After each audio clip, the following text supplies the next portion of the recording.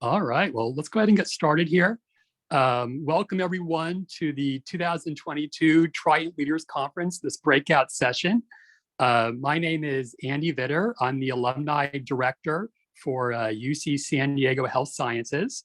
I apologize, I'm having a little bit of issues with my camera here, but I hope you can still hear me. All right, so this, first a few quick housekeeping topics. Number one, we're gonna have some questions for the audience at the end of this session. So just be thinking of some questions to ask as we progress through this discussion topic, and then we'll have some chances to ask the questions at the end of the session. And number two, this session is being recorded, so just an FYI regarding that. All right, so as you know, this conference is about allyship, how to support underserved and underrepresented populations. And obviously, there's no better example of that during the biggest public health, really situation of our lifetime, which is the COVID-19 pandemic. And you'll be very proud to know that UC San Diego Health and all of its doctors, nurses, staff, and clinicians have been the ultimate examples of allies to support underserved populations as we try to navigate this pandemic. And specifically, the session will talk about how they've done that in regards to the public school system here in San Diego, but also other examples as well. So I'm very honored to introduce our session speaker, the CEO, our fearless leader of UC San Diego Public Health, Patty Mason. Thank you so much, Andy.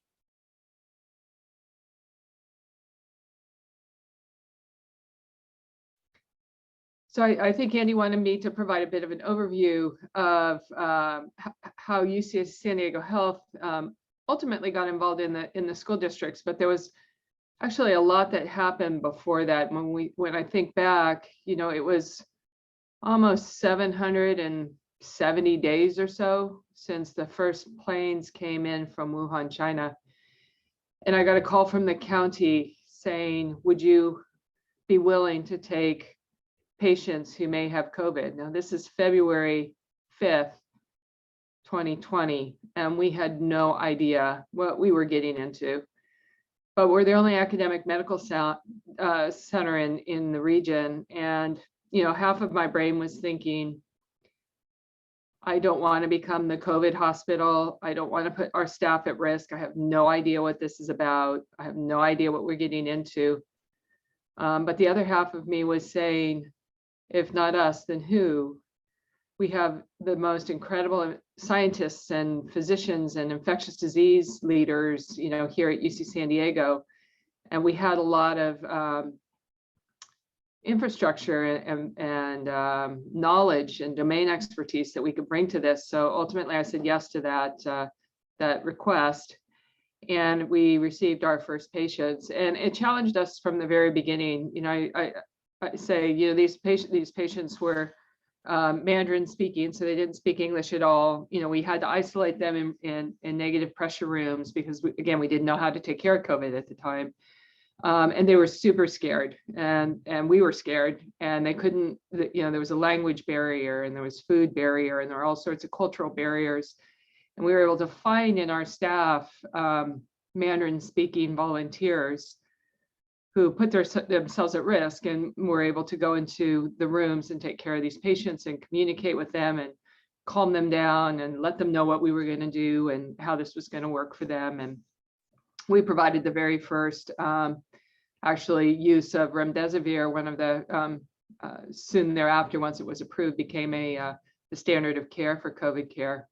We provided that to our very first patients. So we got in early and we got in deep and learned really, really quickly. Within the first couple of months, we had our incident command up. We were operating the incident command every single day, trying to change processes to handle the pandemic.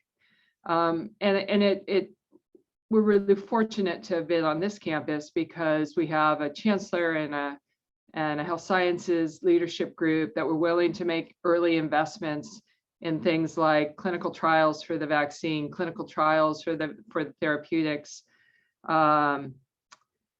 big testing infrastructure. And I can tell you that we still today have the most significant and largest testing infrastructure of any of the UCs in the University of California, as well as any other health systems in our region. And so we made early investments to buy equipment. Again, our chancellor, our CFO, and others were willing to write big checks to get the machinery in, and we built this backbone, and we were able to leverage that backbone not only to care for patients within the health system, but to support what became this nation-leading return to learn program. And testing was a huge part of that. So we were learning on our campus how best to use our testing infrastructure and other infrastructure to keep the campus safe.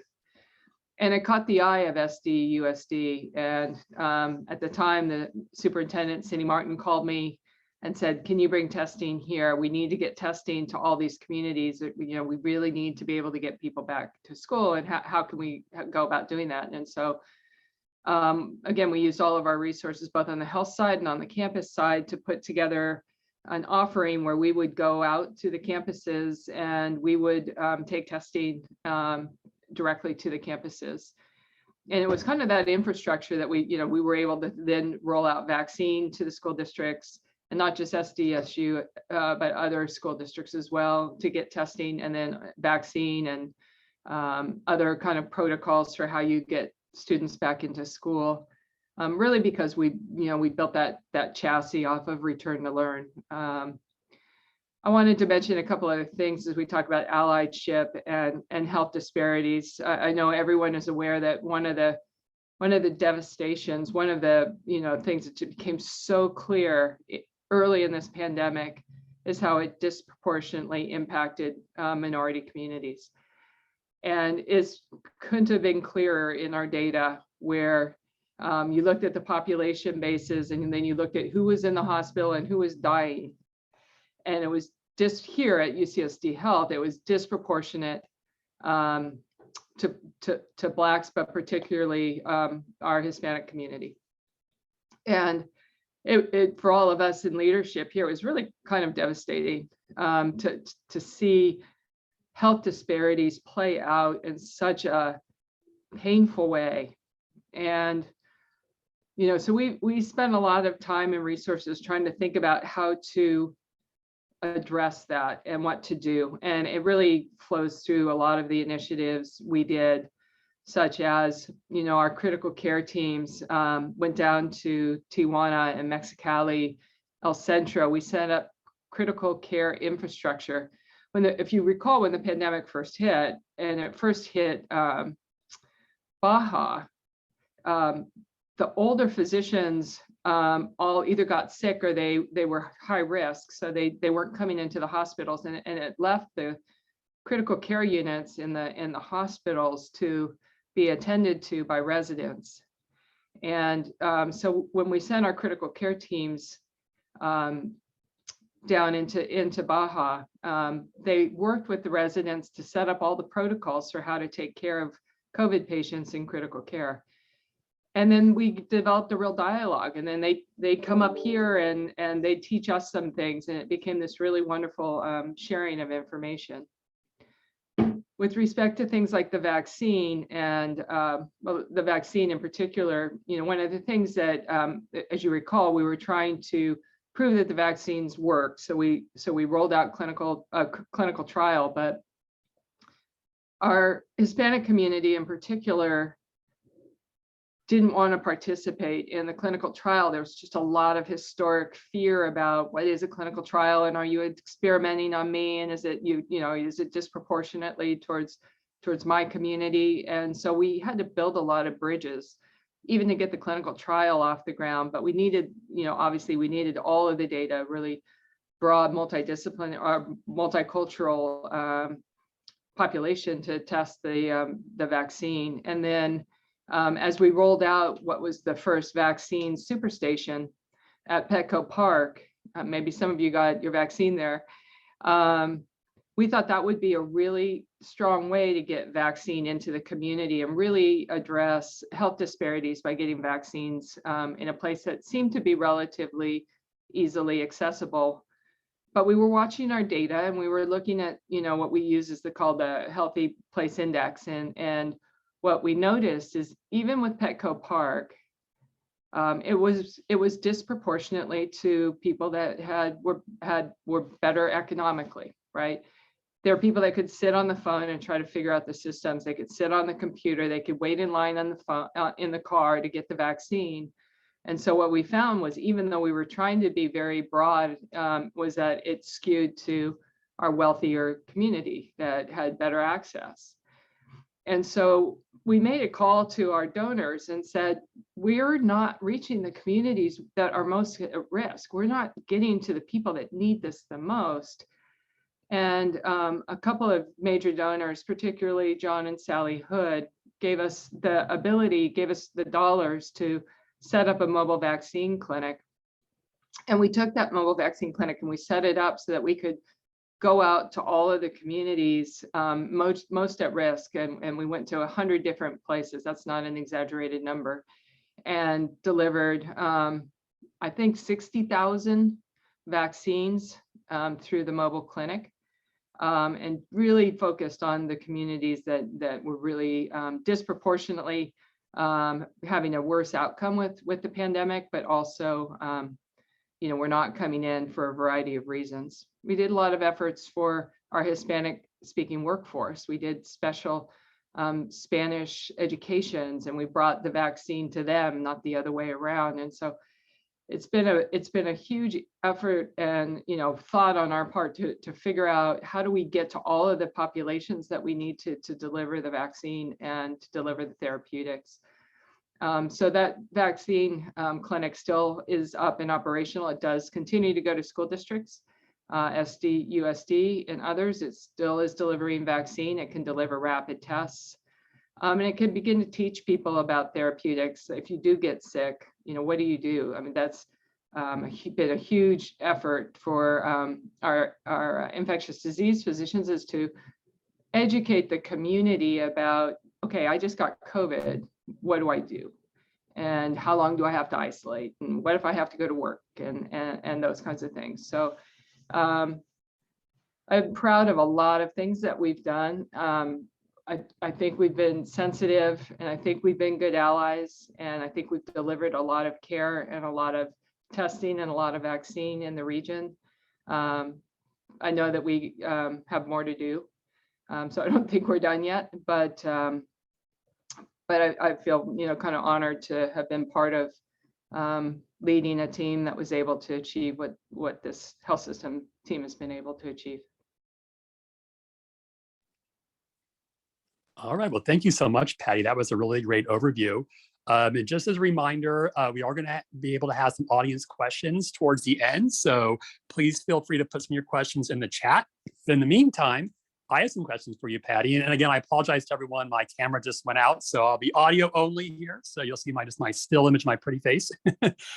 So my first question, Patty, is I know there's been a lot of talk in the news about, really, obviously the COVID-19 pandemic has been a burden on everyone, but I think it's especially been a burden on our underserved populations, whether it's access to healthcare, whether it's access to basic tools to well-being, such as nutritious food, exercise, because we all know, having diabetes, having hypertension gives you an extra risk to complications to the COVID-19 virus.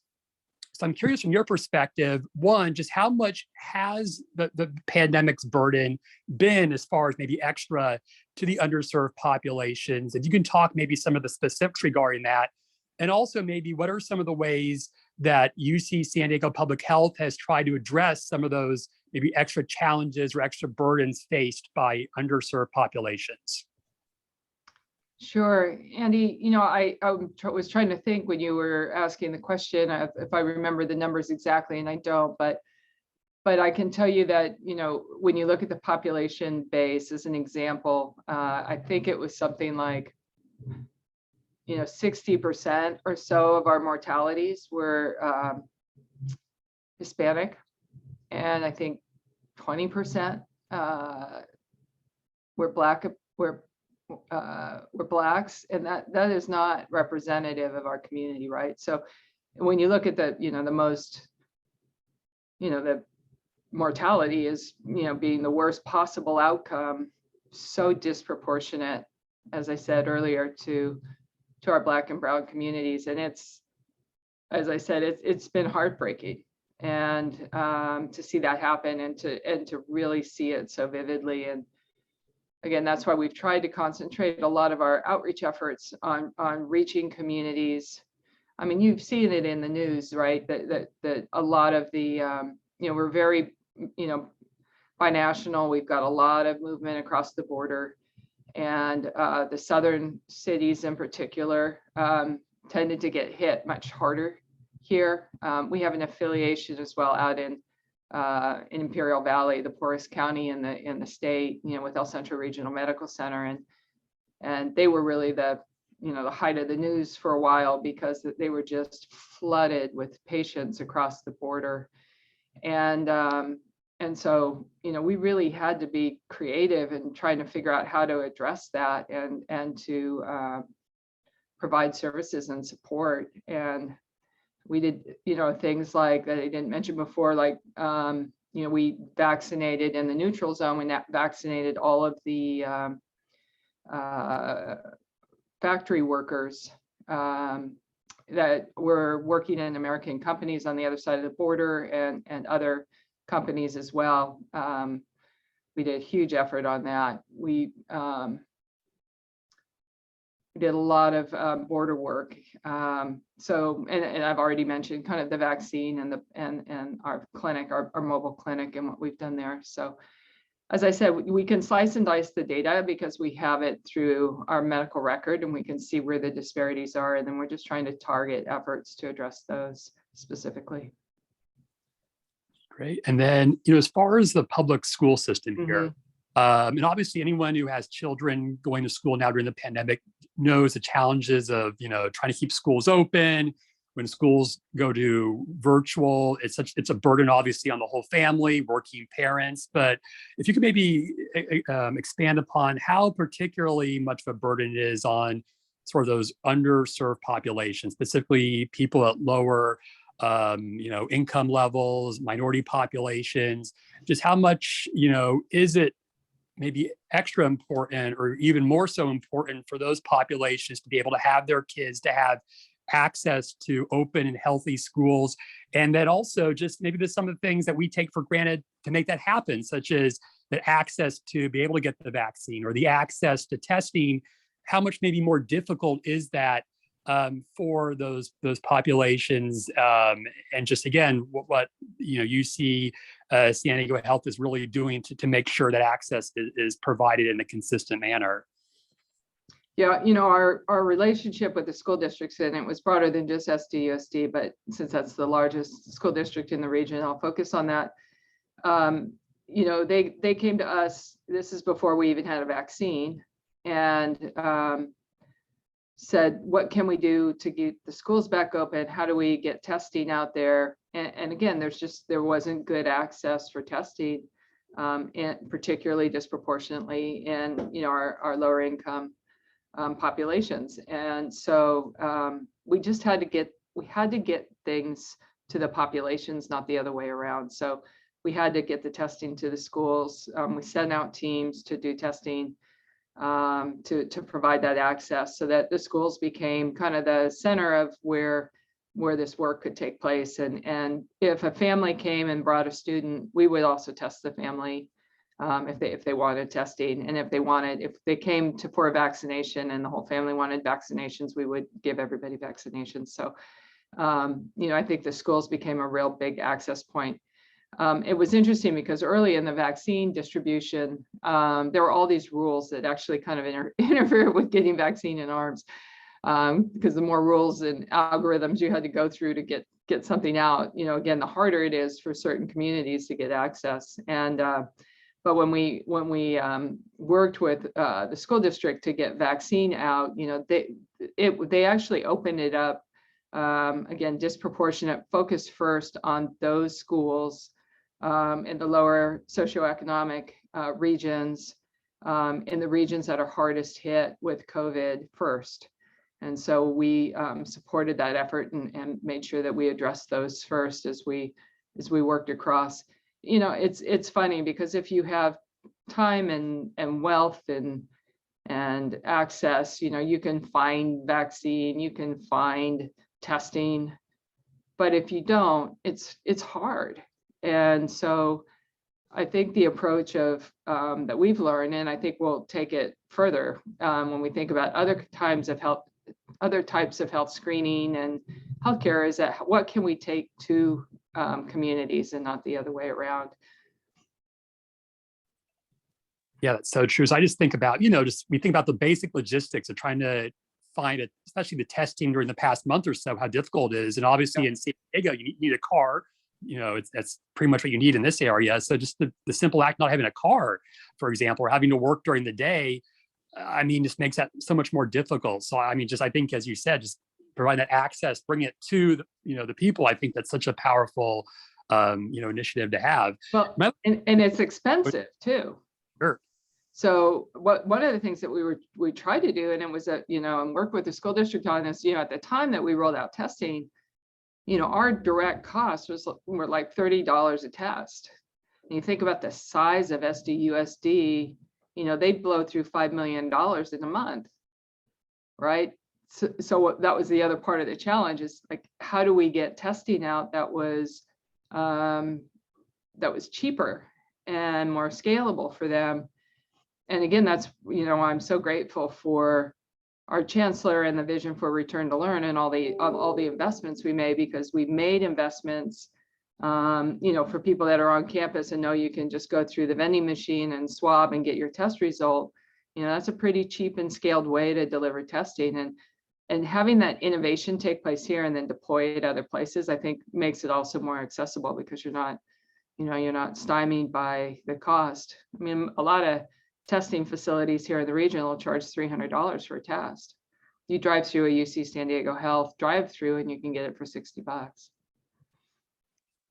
Yeah, and I wanted to ask you, you mentioned it a little bit, but just talk about kind of the hesitancy that, obviously, and for very legitimate reasons, given the historical, I would say, just discrimination that's taken place historically, maybe, by the healthcare industry to underserved populations, whether it's, from previous vaccine trials and just in other aspects of that interaction with the healthcare system. So I'm just curious, given that legitimate hesitancy that maybe minority populations would have to interact with the healthcare system, how have you overcome that, whether it's through messaging, whether it's through various initiatives, and also, as you mentioned as well, just some basic logistical challenges, whether it's just language barriers, for example. Right. I'm curious if you talk more about how to overcome some of those challenges. Yeah, I mean, it's a huge problem, and there's a huge history there of kind of misuse of investigation, clinical trial investigation, that kind of thing, in underserved communities. And so, you walk in with that barrier to begin with, and I think that some of the keys that we used, and if I showed you, I should have brought my video of the mobile vaccine van, but part of it is ensuring that we're putting providers out there that look like the community that they're serving. So I had the opportunity to hire the leader of the Black Lives Matter student medical student group onto my team to do some of this work. And we laugh about it. She just, walk down the streets on some of our mobile vaccine visits and just pull people in and explain what was happening and explain it and get people over that hump. But whether you're talking about vaccines or cancer treatment or any kind of clinical trial that we do here, we have that cultural barrier that we have to overcome. And what we've learned, again, is language, education, sensitivity, going to the populations, and trying to create an environment that's much more conducive for whole person care. So it definitely extends beyond the vaccine itself. Yeah, and then also as we look forward, hopefully, I know there's been talk, maybe we're reaching maybe a more of an endemic phase of the pandemic moving forward. But I'm just curious, some lessons learned, because this, while we hope this might be the last major pandemic, we know in reality there might be future public health, pandemics or public health, situations that may arise. What are maybe some key lessons learned from this, especially when it comes to providing, healthcare to the underserved populations that we can take moving forward, and just being maybe better prepared in general to be able to respond to future public health threats? Yeah, so I answer it in two ways. In terms of dealing and addressing health disparities, I think it really takes, just a recommitment to using all of our tools and all of our resources to address the health disparities in our region. And, starting from our chancellor, our vice chancellors, the health system, we've made investments in the last year to build off the infrastructure we already have, our ability to, I say, slice and dice our medical record, but we were able to, look at populations and figure out, where there are variations in those populations, and then, develop initiatives to address those. But it takes high level, I think it takes leadership, rededication, and recommitment to address those health disparities. And just because maybe we get through this, it doesn't mean that vaccine clinic goes away, right? We may not be delivering vaccine in it, but what if we're doing women's health services in it? What if we're doing pediatric services in it? There are a lot of things we can do now that we've got the relationships and we've built the community partnerships, to deliver care, in a different way that might be more conducive to reaching all of our communities. The second thing, I'll remember, Andy, your question, what I was going to add to that. Ask your question again, because there was one other theme I wanted to pick up on. Oh, sure. Just in talking about future strategies to address the future challenges of public health. Yeah. So right now, we don't know, right, what's going to happen in the next 6 months or a year. Are we getting to endemic phase? What does that mean? And so what we've done on this campus, and we had this conversation this morning, I chair the Return to Learn Steering Committee with our CFO. And what I asked the group to do is let's get our best scientists. They've been leading us this whole way. Let's get our best scientists together now and have them help us think through, what does this look like going forward? What is the new normal? And we were pulled aside by our county board chair this week for the same reason. How do we move on as a region? How do we move on as a community? What do we expect? How do we tamp down the fears? How do we get to, we'll never be back to what we were before, but what's the new normal and what does it look like? So we're pulling this group of scientific leaders together to map out, kind of their best guess of what this looks like. And then we can look at, okay, well, what does that mean for testing? What does that mean for masking? What does that mean for in-person versus virtual? What does all of that mean for our future, and how do we prepare for that so that we're in front of the curve? We've always tried in this pandemic to be in front of it. And because we've had such great scientists to lean on to help us kind of forecast where it's going, we've been able to do that. So, once again, we're kind of leaning on them to give us some of those answers, and then we can build around it. So more to come on that. I don't have the specific answer, but I think we will at least have a directional idea about where we're going to plan for.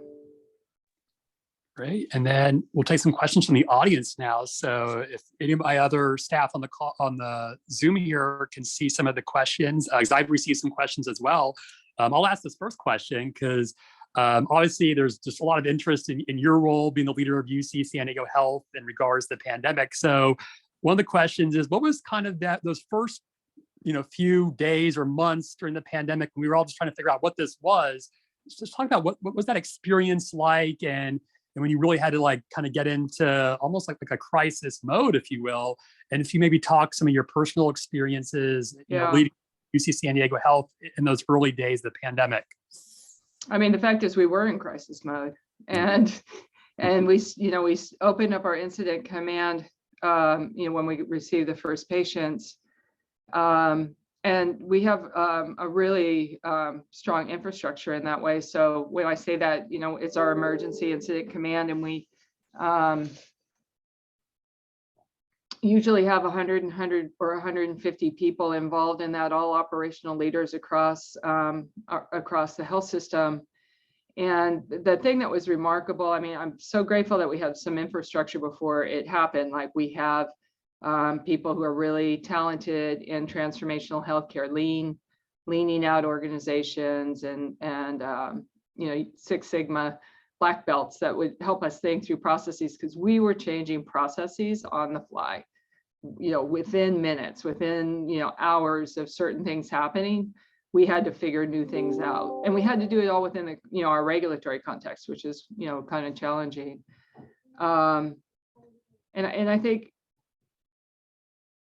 the thing I'm probably the most grateful for is how strong our team is and was, and what good operational leaders they were. And when I talked to the county and they said, wow, we're not getting shots in arms, anything you can do about it? It was a Wednesday when I had that conversation with the county, and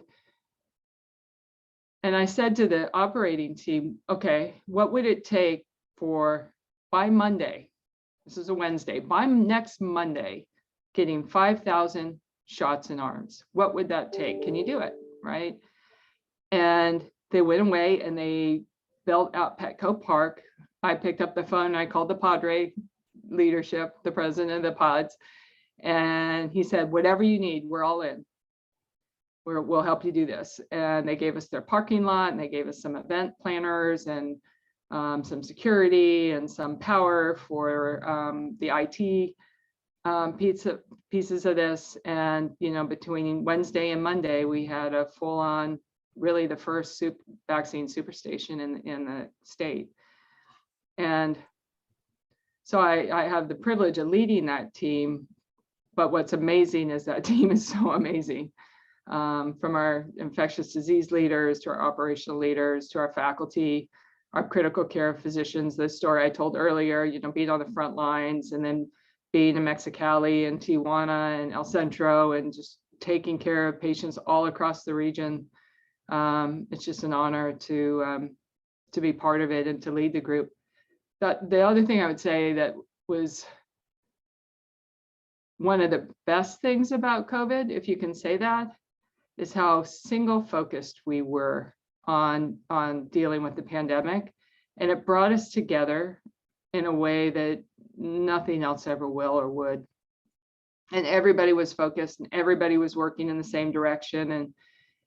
And then when we opened the superstation, there was a sense of like, we're going to get past this thing, and we're going to put an end to this pandemic. And there was such a joy. It was almost a life-giving experience to be out in the superstation and seeing vaccines going in arms. And as you know, unfortunately, it didn't work out that way, because by the middle of the summer we were having another spike. But it's been an amazing experience, and the teammanship and the support and the leadership and my biggest job is just saying yes to teams that are really good and really creative. Yeah, I have to say, just that superstation, I mean, just the logistics, it looked like they were doing it for 20 years. I know it was put together relatively quickly.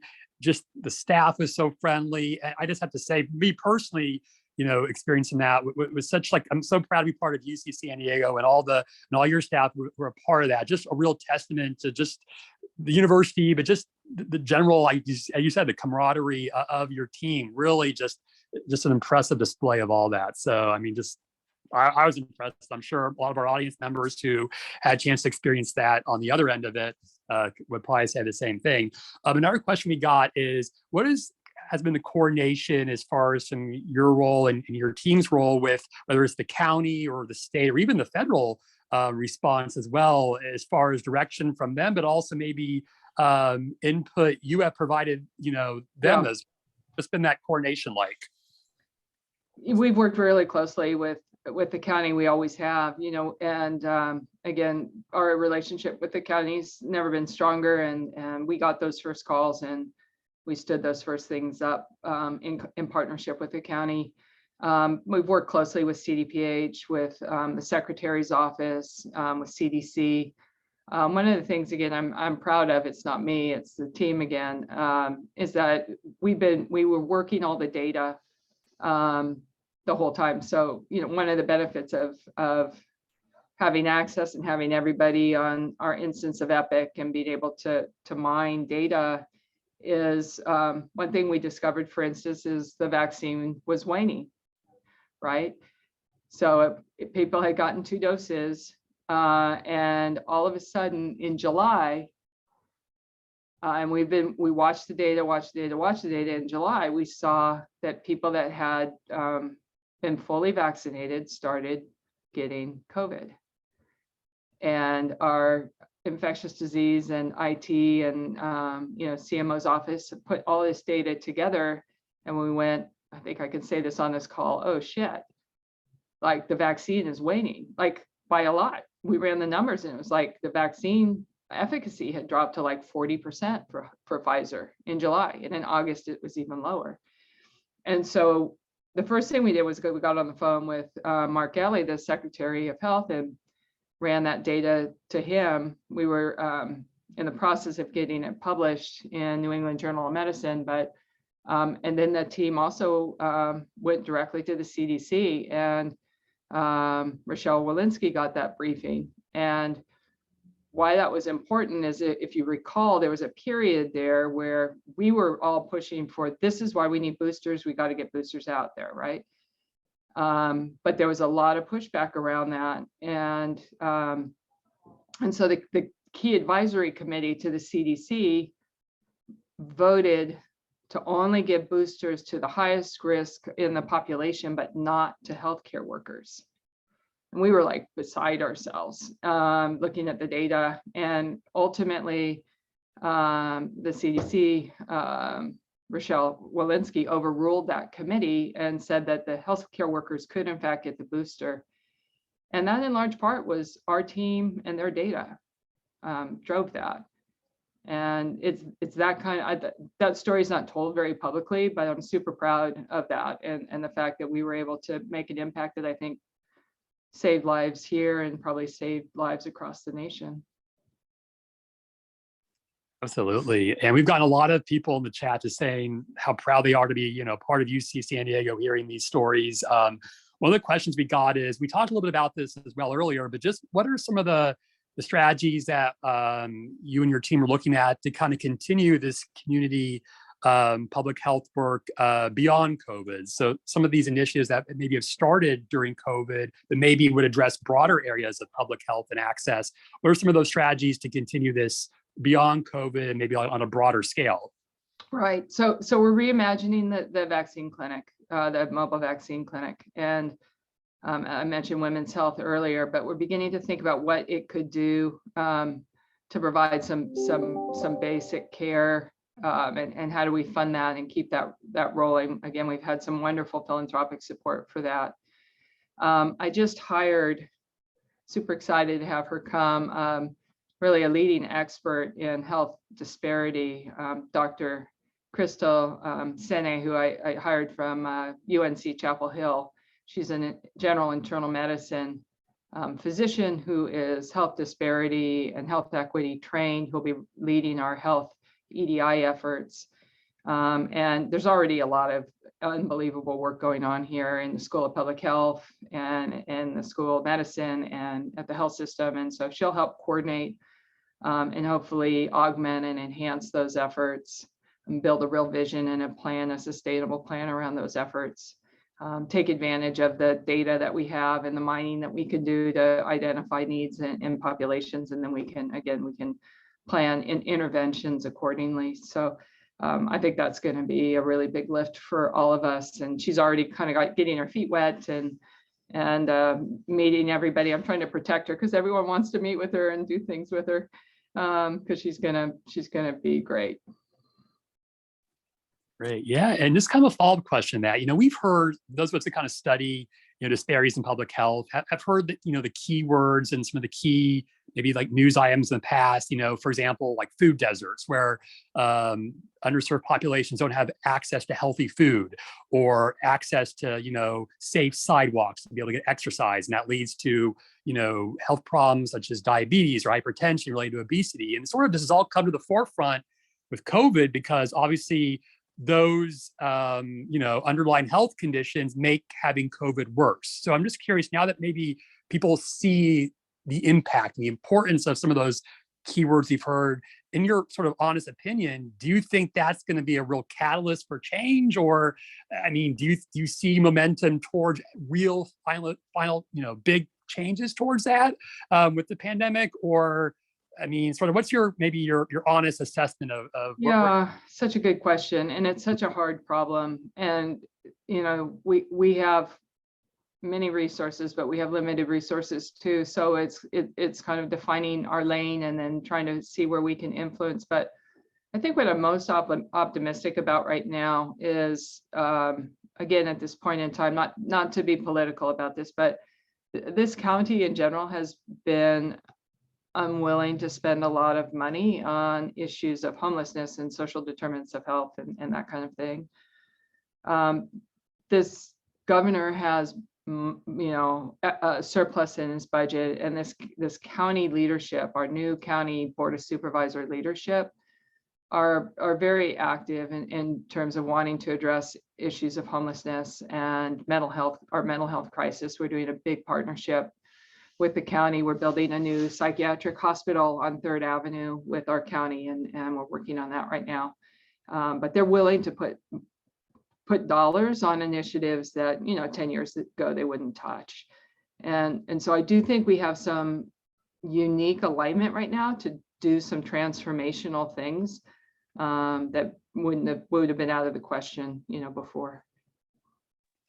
Yeah, we got another question. You mentioned a little bit about the politicization of the pandemic, especially in the school system. We've seen videos of those school board meetings over masks or vaccines, whatever. I'm just curious, from a public health leader, how do you view that? And what are some ways, you're trying to maybe support the school system just to provide the science, just provide the factual information to be able to best try to stay above the fray, so to speak? Such a hard question, because we've provided the science for 2 years now, on this pandemic, and this plays out in our emergency departments. It plays out in our bedside, and it's created this environment where, remember in the very beginning where, everybody, healthcare heroes, and everybody do something for your healthcare workers, and they're in the trenches, they're in the front lines, and now it's like, there's so much aggression on the part of many patients that we care for, and our providers are tired. And I was looking at this data yesterday, and I think it's really causing, as a lot of people to leave healthcare, and our providers are burned out, and have higher rates of depression than they've ever had, and they're just tired. And they've got patients, in their face, and they're, spewing out stuff that, doesn't make any sense. And they want, this for their loved one, even though we know it's toxic or bad. And it creates a hostility in our environment that I don't think we were prepared for. And I think that's really challenging. So I don't know. I just try to encourage everybody to keep walking the high road. We take care of everybody. That's our job, is to not judge people, but to care for everybody, and to continue to walk the high road. But it's a very challenging environment, particularly for some of our frontline physicians and nurses. Yeah, I think, and we've heard about that. I think all we can do is just be good support towards your staff, and just as the theme of allyship, we can just be good allies towards that and help us continue to put out there good information and good science, and to support your great staff. And just, we had a question related to that as well. People have heard about kind of the burden on the staff during the pandemic, especially now with some of the things you discussed. Can you talk about some of the challenges as far as from a staffing standpoint, maintaining staff levels, retention, that sort of thing? Yeah, particularly in Omicron really wiped us out because, and we knew this was going to happen. We talked to the state about this before it happened, and it played out exactly like we feared, which was, it took out our healthcare workers. It's not that Omicron, if in the vaccinated and boosted communities, it's not that, if you'd end up in the hospital or you'd end up, dead, but you would end up sick and you'd end up out of the workforce. So, less than 3 weeks ago, we had 750 healthcare workers on my team out with active COVID. And, again, that just puts such a pressure on us and the system to take care of patients when you're down that many team members. And, we supplement as much as we can with travelers and others, but it's a huge toll on the system. And it's definitely, this last go around, I think people are really coming out of it just exhausted. Yeah, I can imagine, definitely. And so we have time for a few more questions, looking at some of the questions here. One of the questions we have is also about just, obviously we see the return to learn updates from UC San Diego. I know parents of students in the public school system get updates as well. So just curious how much direct consultation is involved as far as making those decisions to reopen, whether it's UC San Diego or public schools. How much consultation is done with UC? A lot. Yeah, okay. A ton, because for a couple of reasons. One, I mentioned I actually chair the Return to Learn Steering Committee with Pierre, our CFO, but I'm the canary in the coal mine. The health system is the canary in the coal mine in that sense that we're seeing things happen before it happens. And so, we have that ability to have some foreknowledge that helps drive decision-making for the campus as well. Again, the integration of the health system here in San Diego to the campus is unique, and you wouldn't find this at UCLA or UCSF per se, that the health system is so integrated with the campus, but it's really, again, been our chancellor's vision to integrate his, his health system with his campus, and for us to be part of it. I'm a member of the cabinet, so I weigh in there as well. And so we've done a lot. My team, the IT systems that you're all probably familiar with, we're again set on the backbone of our medical record with our health IT team support, the data that you see, all the dashboards that you see. And I think we have the best dashboards again of UC, and it's because we have such great leaders pulling it together and pushing it out. And we've tried to be really transparent with the data, so that on the Return to Learn dashboard or website or on the health system, you can actually see what's going on and kind of where the virus is and what the positivity rate is, and those kinds of things. And I think, so we've been very, very deeply involved. Yeah, we got a question specifically about building bridges and building trust as far as to those underrepresented populations, and just how important that is to the strategy. Can you talk a little bit more about just really the importance of what goes into those building bridges and building that trust factor, to be able to have people access what you're providing?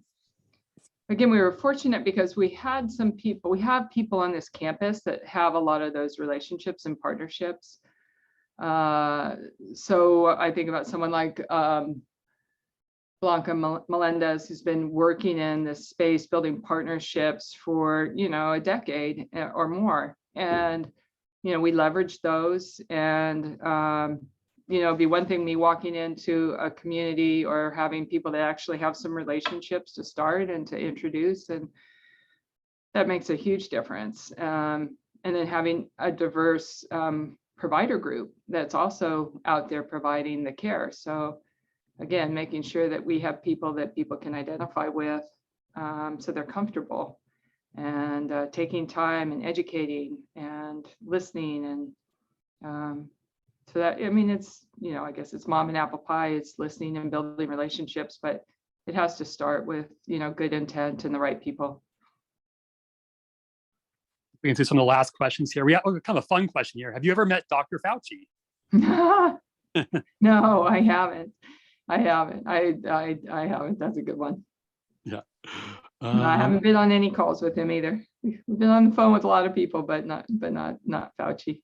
He seems like a busy guy, so I could imagine. I think, our Chip Schooley, Dr. Schooley, is really the subject matter expert for the campus return to learn. They're all buddies, so they talk. There's like this little community of ID thought leaders that that Dr. Schooley's part of, and so we get to get the input that way. Great. And just looking at some of the last few questions here. One question we did get is, and I don't know if this is more, this question is, how will we know as far as when it becomes an endemic from a pandemic? Is there some sort of metrics that have already been determined regarding that as far as community transmission, or the questions about how do we know, I guess, quantitatively when it'll be from pandemic to endemic as far as? I don't know the answer to that question, which is why we asked the scientists to help us answer that exact question. I don't know. There's a variant off of Omicron, B2, and is it going to be impactful or not? We don't know. Like, we really, it's murky at best. And I'm hoping that, some great thinkers can help us kind of get through some of the murk. And do you envision like a gradual phasing of the response and the current infrastructure you've put in place as far as public health wise? Yeah. Gradual from the pandemic response to an endemic response, or how is that going to work? I think so. I think it'll be gradual. And, even today, we test our healthcare workers that come into work can do once a week, they can do a PCR test. And we were talking about, do we, now that we're kind of through the back end of Omicron, do we still do that? And I'm like, yeah, let's just keep it going for a little bit longer. I think part of it is science and part of it's, gut and instinct and, feeling like people feel good that they can come in and test and they can know that they're keeping their workplace safe and their home life safe. So things like that, I'm not in a super hurry to roll that off. All right, great. Well, any last questions here? I'm looking to see if we got everything. I think we got everything answered here. So Patty, I just want to thank you again. Thank you to your staff for your amazing response and being a great ally during this pandemic, to all of us, really, especially those populations that really need it most. And I think a virtual round of applause is in order for you and your staff. So a virtual round of applause from everyone. Thank you again. And thank you all for participating in this session today. As you all know, this doesn't end here. We have additional breakout sessions continuing today, also tomorrow. So I think there's still time to sign up for those. If you've not signed up already, just go to the website for a full list of all the breakout sessions. And thank you all for attending, and have a good day and good weekend. Thanks again. Bye-bye.